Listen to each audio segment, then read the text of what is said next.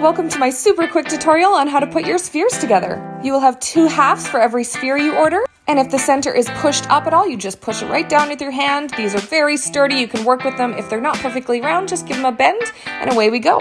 This right here is a male end. This one right here, that is a female end. We're going to talk about those in a minute. But first things first, we have to fluff. This is my favorite part. Just get all those pieces standing up and looking beautiful. You just play around with it as much as you want until it looks perfect. Now you're going to take that male and female end I was talking about before, and you are going to match them up. See how they fit into one another? We're going to grab some needle nose pliers, which are my favorite to work with, and we are going to clip those 2 pieces together.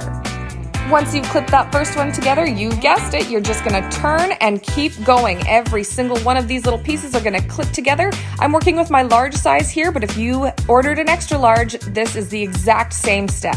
You're just going to have a few more to clip together than I do with my larges. So here we go, clipping these all together. Once we're done, you're going to find that little piece that's perfectly clipped together, and you are going to go halfway. So in between the 2 pieces you just clipped together, you are going to take these little green zip ties that came in your package, and you are going to secure them in between.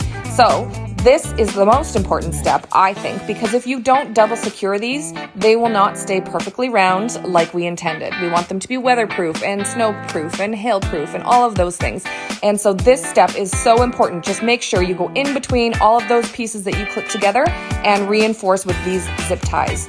Pull them nice and tight, turn them over so that you cannot see them. And then once you find that last little zip tie there that you come around to, you know you're done.